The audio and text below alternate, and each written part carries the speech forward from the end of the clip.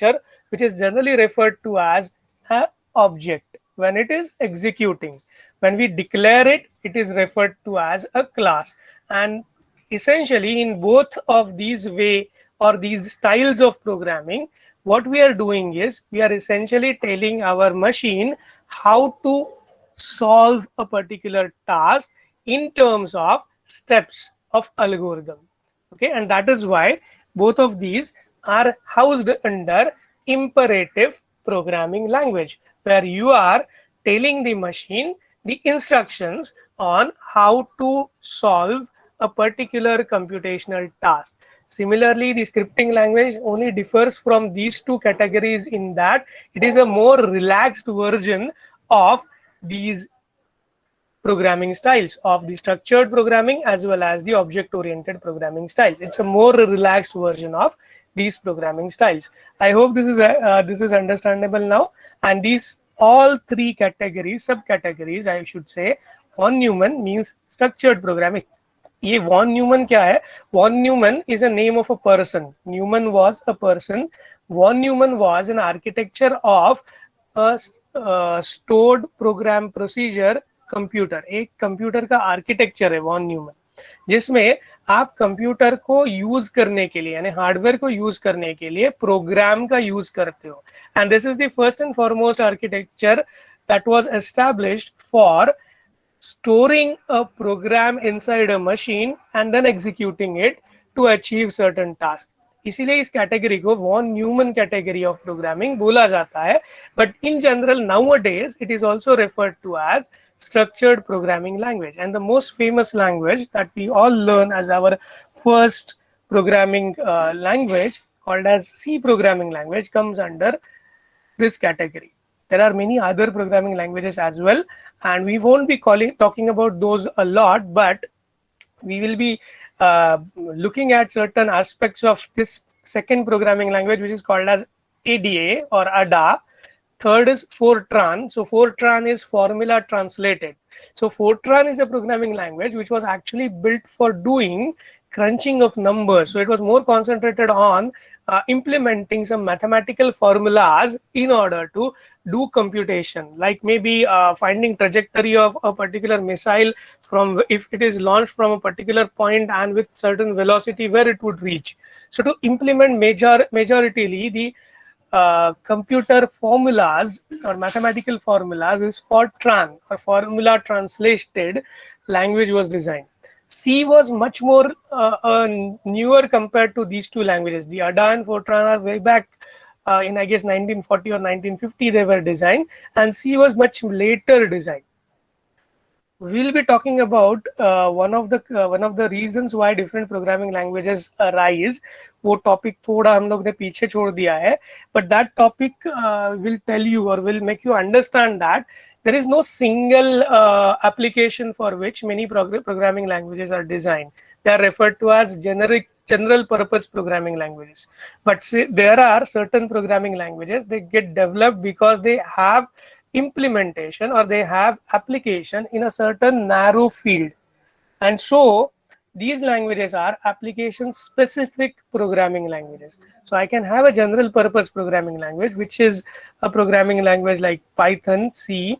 Although I'm saying that C is a general purpose programming language, but when it was developed, if you read certain books, when it was developed, C was majorly used for doing low level machine सब routine. यानी मैं अगर operating system मेरा लेता हूँ तो उसमें hardware के साथ जो इंटरफेसिंग करूंगा मैं in terms of driver. So this word you might have heard if you are using computers. Driver होता है.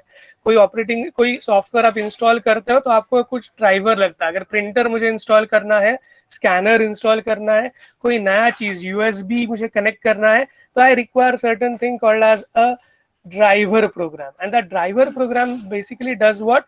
It actually bridges the gap between the new hardware that you are attaching to your current set of hardwares plus the operating system. So that is what the driver program does. So to write such driver programs, to write system program, to do system programming part of operating system, C programming, C++ programming was majorly used. Okay, so that is that is how these programming language keep on developing. And as they grow in experience, as people grow in experience with the programming language, people start expanding the horizon of that programming language. So there is always a life cycle of a programming language, which starts with application in a certain area, and then the application area grows with more and more people adopting the language. And it all depends on the test of people, how they adapt those programming language. Nevertheless, we'll come back to the discussion where we left. So imperative class of programming language, three subcategories: structured, object oriented, scripting. Structured is also known as von Neumann languages.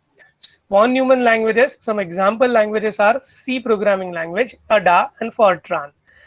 Object oriented language, some examples could be Smalltalk, Eiffel, and Java. Now here they are not mentioning C++ because C++ is not a purely object oriented programming language. It is an extension of C programming standard where you are allowing object oriented concepts in it, and that's why it is not listed as one of the initial or one of the important object oriented programming language, although it is very popular and people use it seamlessly in many application areas. So C++ you can also think of as an object oriented programming language, although ये slide में वो mention नहीं है. Smalltalk, Eiffel, and Java you will be learning it a lot. It is very famous programming language, and many business applications today run on Java programming language, which is purely object oriented programming language. We also be interested in going and viewing how Java treats a programming code.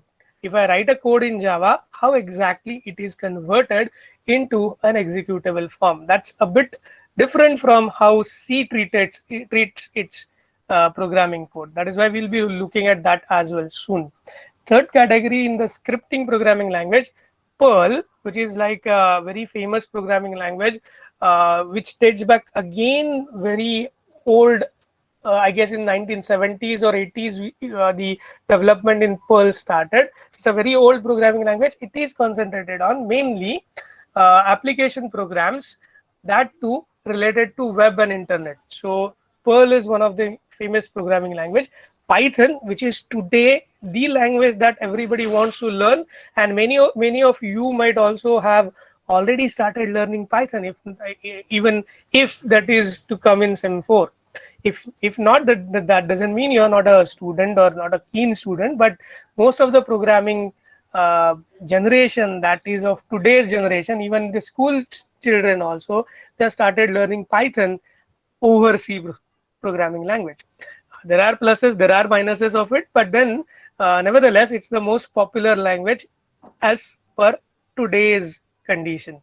PHP, purely a scripting language, and that is very much a language which is server-side scripting language that is used in web programming. So again, a language that is dedicated to one application area called as web programming language, PHP, whereas Python, a very much general purpose programming language. I can see Python programs implementing certain application programs, certain web programs, certain operating system subroutines.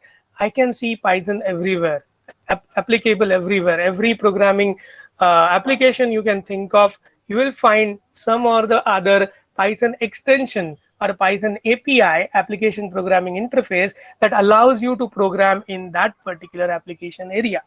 That is because it is very famous. That is because it is well adopted by many programmers over the world, and that is because there are APIs available for various application to various application areas. तो ये हो गया आपका discussion about imperative programming language. What do we do in imperative programming language? We tell the machine precisely in terms of algorithmic steps what it needs to do in order to perform a computation. So this is like a spoon feeding that we do to a machine. So any programmer who is writing a program in imperative programming language will always be thinking about converting the computation that he has in his mind into a set of steps, a set of algorithmic steps that he needs to execute over the hardware. Now, on the contrary, if we go to declarative programming category, in this declarative programming category of programming, which is very much new to you because you haven't learned a single programming language yet from this category. Okay, this category of programming languages, we are not interested in teaching the hardware how to do a particular computation. Rather, we rely on certain other application program, certain other hardware capability to execute what you want to get done. So in general, very much we can say that we tell the computer that this is the input, this is the output, you decide what to do and give me the solution. Okay, so that is what is required. What is the style of programming in declarative programming style? For example, an example of programming language over here is SQL, which is much more something which you are going to learn first. That's why I'm telling you or giving you example of that. Other programming language, we talk about them, I'll also tell you what they are and other things, but SQL is something that you are going to learn most very proper manner in this particular semester because you have practicals on that. Okay, so SQL stands for Structured Query Language. What you do in SQL is you actually tell the SQL interpreter, so it is an interpreted programming language, by the way. You tell the SQL interpreter that you require certain kind of subset of data which is stored in the database. Okay, now how to obtain or how to get that data for you is responsibility of the SQL database management system. Not SQL, the database management. It is the responsibility of database management system.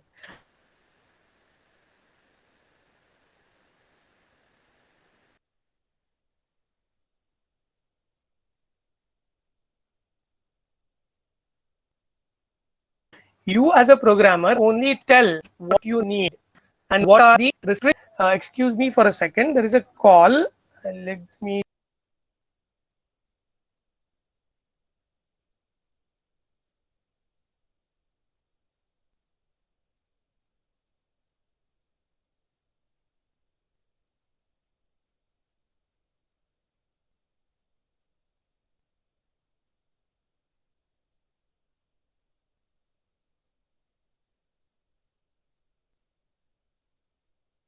Okay, sorry for the interruption in between. I hope my voice is reachable, right? There's no problem from your side, ना?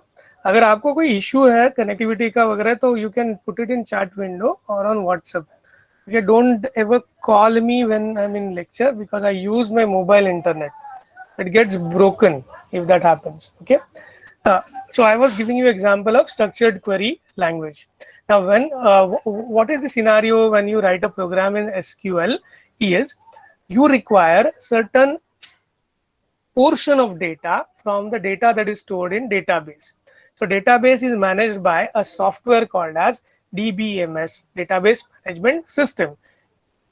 SQL does what?